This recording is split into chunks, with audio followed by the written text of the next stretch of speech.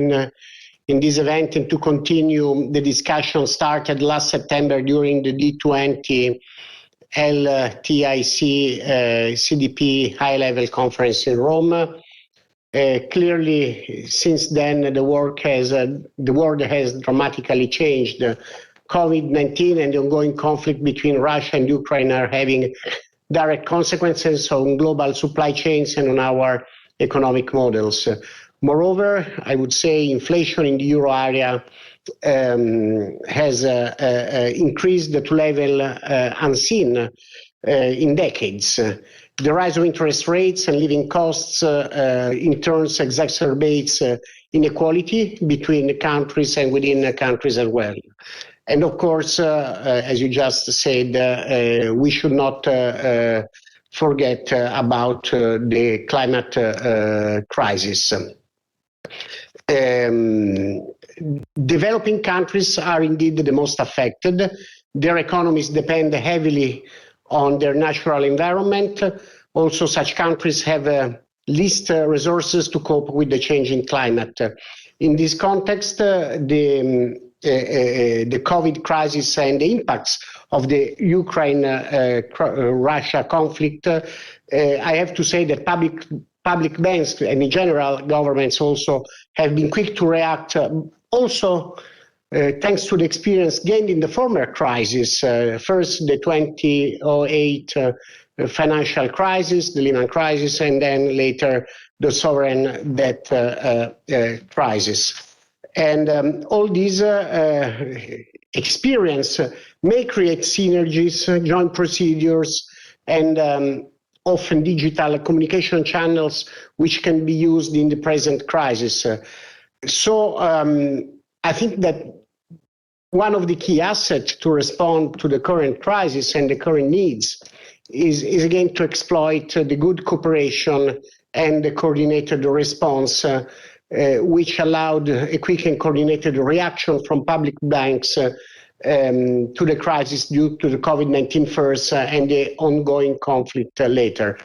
So there was in your statement an analysis on whether the dialogue between interinstitutional investors and the private sector should continue and be extended. And this is also part of the comments we just heard before. And my answer is yes, indeed, it should. I mean, we should join forces, the public sector, those entities such as us who have a long-term approach with the private sectors.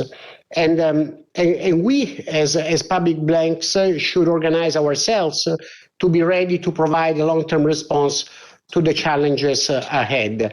Indeed, all resources available need to be mobilized with a view to overcome these unprecedented challenges, from fighting against climate change to digitalizing and innovating the economy, to ensuring a fair and just transition and further catalyze private investment.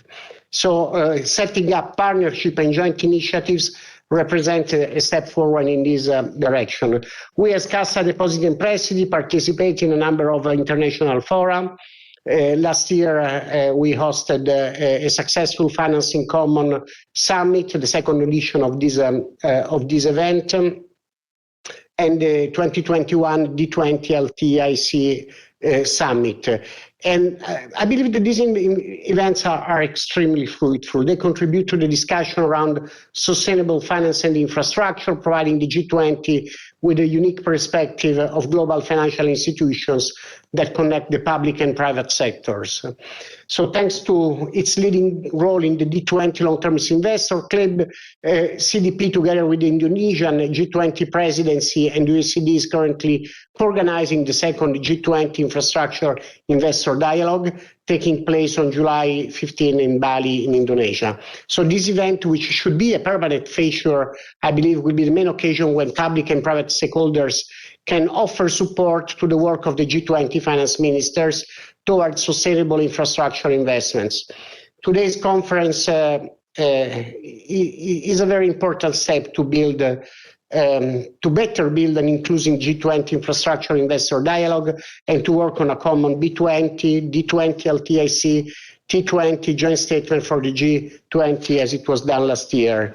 So the D20, LTIC and CDP have been contributed also to the work on legal, regulatory barriers to quality infrastructure investment the OECD is carrying out for the G20. Finally, the Cassa Depositi e Prestiti is also active in the G7, where we participate to the Partnership for Infrastructure and Investment Working Group. Here we have worked on a joint action proposal with the aim of increasing the mobilization of private capital for infrastructure in low and middle income countries, especially in Africa and Asia. So Cassa, I think as many of us, we want to be an actor of positive change with the aim of supporting investments in the sustainable and quality infrastructure for the future. However, let me restate that only through cooperation at the international level, the complex challenges that lie ahead of us will be tackled. Economic recovery, environmental protection, and climate neutrality reminds us that we live in an interconnected world where we must share responsibility for the world's well-being. Thank you. Thank you very much. This does precisely set up the scene for the next